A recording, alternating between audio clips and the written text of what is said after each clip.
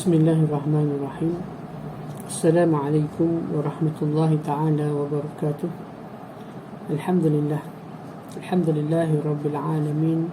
Nahmaduhu wa nasta'inuhu wa nastahdihi wa nastaghfiruh.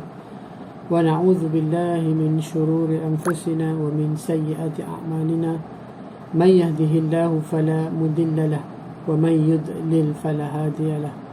Asyhadu an la ilaha illallah wahdahu la syarika lahu wa ashhadu anna Muhammadan abduhu wa rasuluh. Allahumma salli wa sallim ala Sayyidina Muhammad wa ala alihi wa ashabihi wa man tabi'ahum bi ihsanin ila yaumiddin. Subhanaka la ilma lana illa ma 'allamtana innaka antal alimul hakim. Wa la hawla wa la quwwata illa billahil aliyyil azim. Wa qala rabbi shrah li sadri wa yassir li amri wahlul 'uqdatam min lisani yafqahu qawli. Rabbi yassir wa la tu'assir, Rabbi tammim bil khair, amma ba'du. Alhamdulillah, yang dimuliakan Tuan Pengurusi, Tuan Imam, Tuan Bilal dan seluruh saf jawatan kuasa surau At-Taqwa, surau At-Taqwa Taman Segar Perdana, seterusnya para penonton, tuan-tuan dan puan-puan, muslimin muslimat yang dirahmati Allah sekalian. Alhamdulillah, bersyukur kita kehadirat Allah Subhanahu wa taala kerana masih berkesempatan untuk kita sama-sama meneruskan kembali pengajian ilmu kita, iaitu kuliah takmir online. Mudah-mudahan dapat sama-sama kita mengambil manfaat dan keberkatan daripada majlis ini, insya-Allah. Dan kita masih lagi dalam bulan Syawal. Mudah-mudahan Allah Taala menerima segala amalan yang telah kita lakukan sepanjang bulan Ramadan yang lepas dengan ucapan taqabbalallahu minna wa minkum. Mudah-mudahan Allah Taala terima amalan saya dan amalan tuan-tuan semua, insya-Allah. Jadi kita teruskan pengajian kitab Munyatul Musalli kita, tentang pengajian ilmu fiqh, khususnya berkaitan dengan solat. Jadi telah pun kita membicarakan sebelum ini berkaitan dengan tajuk meninggalkan solat 5 waktu merupakan dosa yang besar. Jadi bukan dosa kecil, dosa yang besar. Tinggalkan solat, bahkan sebagian ulama menyebut tinggalkan solat ini merupakan dosa yang kedua terbesar selepas syirik kepada Allah Ta'ala. Nak kata besar ni dosa itu, tuan-tuan. Dan solat itu sebenarnya adalah tiang agama. Jadi orang yang meninggalkan solat dengan sengaja ni adalah orang yang meruntuhkan agama Allah Subhanahu Wa Taala. Jadi berat dosa yang dilakukan itu. Jadi tuan-tuan muslimin muslimat yang dirahmati Allah, hari ini kita akan sambung tajuk tanggungjawab orang yang berkuasa. Tanggungjawab orang yang berkuasa, khususnya terhadap orang yang meninggalkan solat. Waqala musannif rahimahullah, kita wajib memaksa ahli keluarga, anak-anak dan orang di bawah jagaan kita. Maksudnya termasuklah kalau pemimpin kerajaan, siapa di bawah jagaan dia? Rakyat jelata dia. Kalau MB, menteri besar, rakyat dalam negeri dia. Kalau wakil rakyat, tuan-tuan, jadi bawah kawasan parlimen dia ataupun don dia itu semua adalah orang di bawah jagaan dia. Paling tidak, tuan-tuan, kita seorang lelaki, kita ada keluarga, anak isteri kita, itulah orang di bawah jagaan kita.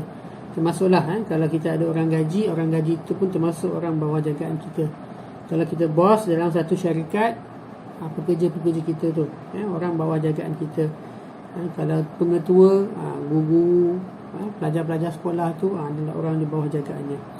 Jadi wajib, hukum dia wajib untuk kita memaksa ahli keluarga kita ataupun orang di bawah jagaan kita ataupun rakyat kita. Wajib buat apa, tuan-tuan? Wajib paksa mereka itu supaya mendirikan solat, dan jangan membiarkan mereka menguzurkan diri. Maksud menguzurkan diri ni lah tanpa sebab, bukan uzur yang syar'i. Ini cari macam-macam alasan. Tak semayang sebab apa? Sebab baju kotor, seluar kotor, tak mandi lagi. Ini semua alasan-alasan yang tidak dibenarkan oleh syarak untuk mereka meninggalkan solat. Jadi tuan-tuan muslimin muslimat, hukum ni wajib kepada siapa? Wajib kepada ketua, pemimpin, untuk pastikan setiap orang di bawah jagaan dia, ahli keluarga dia ke, pekerja dia ke, rakyat dia ke, untuk mendirikan solat 5 waktu. Dan jangan biarkan mereka sengaja meninggalkan solat tanpa alasan-alasan yang syar'i. Dan bagi mereka yang tidak mematuhi suruhan, orang di bawah jagaan yang tidak mematuhi suruhan untuk menunaikan solat, kita hendaklah menakutkan atau memaksa atau memarahi mereka dengan bersungguh-sungguh, seolah-olah mereka itu merosakkan harta benda kita. Lebih-lebih lagi di sini kita marah mereka ini kerana Allah Ta'ala. Jadi bersungguh-sungguh untuk kita pastikan mereka itu solat. Kalau mereka enggan, kita takutkan dia, ataupun kita paksa dia, kita ugut dia, ataupun kita marah dia dengan sungguh-sungguh. Marah dengan sungguh-sungguh, seolah-olah dia merosakkan harta benda kita. Jadi kalau mereka rosakkan harta benda kita, kita marah. Jadi kalau mereka tinggalkan solat pun kita kena marah. Bahkan lebih lagi marah tu. Sebab apa? Sebab marah, kalau kita marah kerana mereka merosakkan harta benda kita, bukan kerana Allah Ta'ala, pun kita boleh marah. Tapi kalau dia tinggalkan solat ni, tuan-tuan, kita dituntut oleh agama untuk marah mereka ini. Sebab marah ini adalah kerana Allah Ta'ala. Kita tak nak mereka ni dahaka kepada Allah. Tak nak mereka ni menjebakkan diri mereka ni kepada lembah kehinaan di neraka Allah Ta'ala nanti. Jadi kita nak selamatkan mereka. Tujuan marah tu sebab kita nak selamatkan mereka. Jadi kena, sebab kita ada kuasa dan kita berkuasa ke atas dia. Jadi kita kena bersungguh-sungguh untuk paksa mereka ni, untuk pastikan mereka ni mendirikan solat 5 waktu. Khususnya ahli keluarga lah. Kalau ayah tu memang mutlak, dia yang berkuasa, dia yang bertanggungjawab ke atas anak-anak dan juga isterinya itu. Jadi memang perlu untuk dia memastikan setiap ahli keluarganya itu atau orang di bawah jagaannya itu untuk menunaikan solat 5 waktu tanpa ada keuzuran, kecuali uzur syar'i lah. Uzur syar'i itu tak boleh nak buat apa, tuan-tuan, terutamanya orang perempuan lah. Lebih-lebih lagi kita marah ni kerana Allah. Maksudnya apa? Dalam Islam, tuan-tuan, marah ni ada ketika dia jadi mulia, bahkan ada ketika dia jadi wajib. Dalam kes ni wajib. Kalau kita tak marah, tuan-tuan, kita yang berdosa, sebab kita yang akan menanggung dosa. Kita tengok anak tak solat, sengaja tinggalkan solat, kita pun tak marah, tak tegur, tak cakap apa-apa, kita kata terpulanglah kat dia, dia dah besar. Tak boleh, tuan-tuan. Jadi kita juga akan bertanggungjawab, sebab kita tidak mencegah kemungkaran. Kan Nabi sebut dalam sebuah hadis, man ra'a minkum munkaran falyughayyiru bil yadi, fa in lam tastati' fa bi lisani, fa in lam tastati' fa bi qalbi, wa huwa adhaful iman. Atau kama qala Nabi sallallahu alaihi wasallam. Maksudnya apa? Sekiranya kamu melihat man ra'a minkum munkaran, siapa yang lihat kemungkaran di hadapan mata, falyughayyiru bil yadi, hendaklah diubah dengan tangan. Tangan ni apa dia, tuan-tuan? Kuasa. Jadi kalau ayah, dia berkuasa terhadap anak dia, suami berkuasa terhadap isterinya, abang berkuasa terhadap adiknya, kalau bos berkuasa terhadap pekerjanya itu. Demikianlah seterusnya. Rakyat berkuasa, pemimpin kerajaan berkuasa terhadap rakyatnya. Jadi Allah Nabi sebut apa dia? Siapa yang lihat kemungkaran, dia nak dicegah dengan kuasanya bagi orang yang ada kuasa, bagi orang yang ada kemampuan. Dan meninggalkan solat itu merupakan kemungkaran yang besar. Meninggalkan solat dengan sengaja tanpa ada keuzuran yang syar'i merupakan suatu kemungkaran yang besar, antara yang terbesar. Kita sebut tadi apa dia? Yang kedua, dosa yang kedua terbesar selepas mensyirikkan Allah Ta'ala. Kalau sengaja menguzurkan ataupun sengaja meninggalkan solat dengan sengaja. Jadi melihat kemungkaran kena ubah, kena cegah. Jadi wajib kita ubah, wajib kita cegah, wajib kita bagi ugutan, paksa dia, marah dia untuk dia menunaikan solat. Jadi marah di sini hukum dia wajib. Memang kita kata marah tu tak baik, salah satu daripada sifat mazmumah. Tapi kalau marah kena pada tempatnya, tuan-tuan, dia jadi marah yang mulia. Begitu juga dengan Nabi pernah sebut dalam sebuah hadis, la yadkhulul jannah ad-dayyus wa lam yajid rihaha, atau kama qala Nabi sallallahu alaihi wasallam, tidak akan masuk ke dalam syurga lelaki yang dayus, bahkan tidak akan mencium bau syurga. Bukan saja tak masuk syurga, bahkan tak layak masuk syurga, tak layak untuk mencium bau syurga. Walaupun syurga itu ada riwayat mengatakan 500 tahun perjalanan sudah tercium, sudah keciuman haruman dia itu. 500 tahun tu jauh pun kita dah boleh bau. Tapi lelaki yang dayus ini dia tak layak mencium bau syurga pun. Itu menunjukkan apa? Betapa beratnya sifat dayus. Apa itu dayus, tuan-tuan? Lelaki yang membiarkan, lelaki yang tak marah, lelaki yang membiarkan wanita-wanita atau orang di bawah jagaannya itu melakukan maksiat dan kemungkaran di hadapan matanya, dan dia tidak mencegah. Dia takut ke, dia tak berani ke, tapi dia tak marah, dia tak mencegah kemungkaran itu, sama ada isteri dia ataupun anak-anak perempuan dia, ataupun anak-anak laki dia pun termasuk. Dia tidak membiarkan sedangkan dia berkuasa. Ini panggil laki dayus, laki yang tidak mencegah kemungkaran di hadapan matanya yang dilakukan oleh ahli keluarganya, oleh orang yang dia sepatutnya bertanggungjawab. Jadi tuan-tuan, di sini hukum dia wajib untuk kita marah, wajib untuk kita paksa, wajib untuk kita memastikan mereka itu menunaikan solat 5 waktu. Dan jika kita tidak bertindak demikian, maka kita dikira sebagai orang yang meringankan agama. Kita pula yang kena kalau kita tak bertindak, tuan-tuan, terhadap anak-anak kita, isteri kita, pekerja kita, rakyat kita, orang di bawah tanggungan kita. Kata pengarang kitab, kita dikira orang yang cuai, orang yang meringankan agama Allah, orang yang meringankan tuntutan Allah dan juga perintahnya. Sebab apa? Allah yang perintahkan, ati Allah wa ati Rasul. Maaf, Allah Ta'ala sebut apa? Ya ayyuhallazina amanu aqimus salah. Aqimus salah, dirikanlah kamu semua akan solat. Ini perintah Allah Ta'ala. Jadi kalau kita tak bertindak, ataupun tidak memaksa, tidak memastikan orang di bawah tanggungan kita ini untuk mendirikan solat, kita dikira orang yang meringankan perintah Allah. Walaupun kita solat, tetapi kita membiarkan anak isteri tak solat, kita membiarkan pekerja kita, rakyat kita tak solat, tak ada tindakan, sedangkan kita ada kuasa. Jadi kita dikira orang yang meringankan perintah Allah Ta'ala dan juga suruhannya. Kita orang yang meremehkan agama Allah. Na'udzubillah. Jadi kita juga akan menanggung dosa. Beban dosa itu kita juga akan sama-sama menanggung. Sesiapa yang tidak patuh dan tidak peduli dengan suruhannya, sesiapa yang tidak patuh dan tidak peduli dengan suruhan Allah Ta'ala, hendaklah diseksa, dan jika semua itu tidak berhasil, hendaklah disuruh menjauhi kita atau dihalaukannya. Sampai begitu sekali, tuan-tuan, kata pengarang kitab ini. Siapa dia pengarang kitab ni? Syekh Daud Al-Fatani. Syekh Daud Al-Fatani menyebut sampai apa? Sampai perlu kita pulaukan dia, halau dia, jauhkan dia daripada diri kita. Banyak tuan-tuan, ulama-ulama silam sehingga mereka ni memakruhkan ataupun melarang kita ni makan satu meja dengan orang yang tak solat, sebagai tanda marah kita, benci kita dengan perbuatan. Bukan benci kepada diri dia, benci kepada perbuatan dia yang melawan Allah Ta'ala. Jadi sampai begitu sekali disarankan untuk kita jauhkan mereka itu daripada diri kita. Kalau perlu halau. Kalau anak tu boleh halau, tuan-tuan, isteri tu boleh, untuk kita buat sedemikian. Sampai begitu sekali. Jadi siapa yang tak peduli maksudnya di kalangan orang di bawah tanggungan kita itu, hendaklah diseksa, ataupun maksudnya diseksa ni diotan, sebab Nabi sendiri sebut, anak yang berumur 7 tahun hendaklah diperintahkan dia solat. 10 tahun, tuan-tuan, 10 tahun dah besar dah, dia tak balik lagi, tetapi dah mumayyiz, dah matang dah.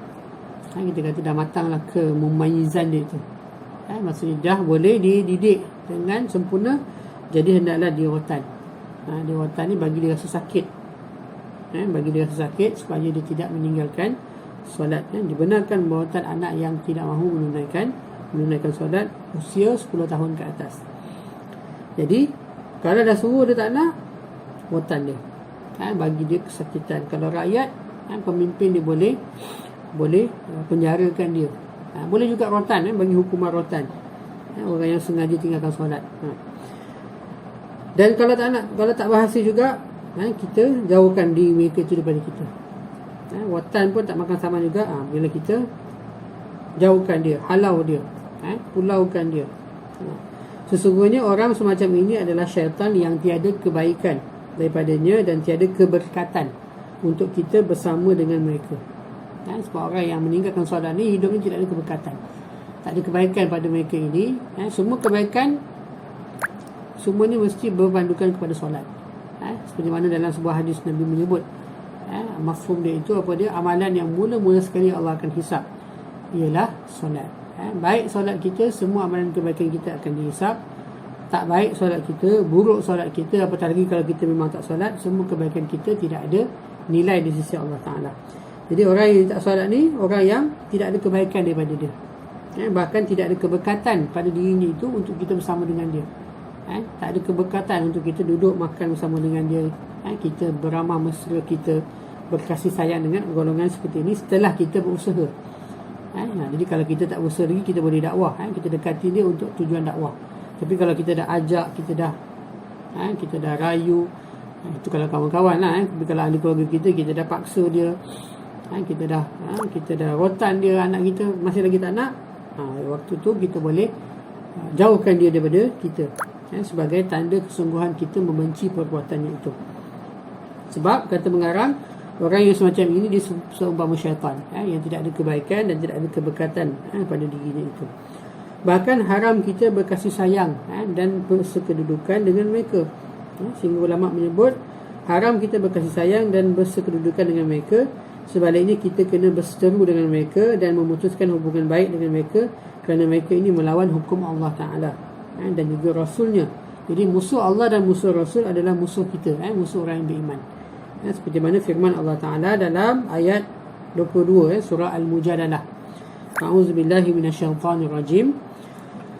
لا تجد قوما يؤمنون بالله واليوم الآخر يوادون من حاد الله ورسوله ولو كانوا آباءهم أو أبناءهم.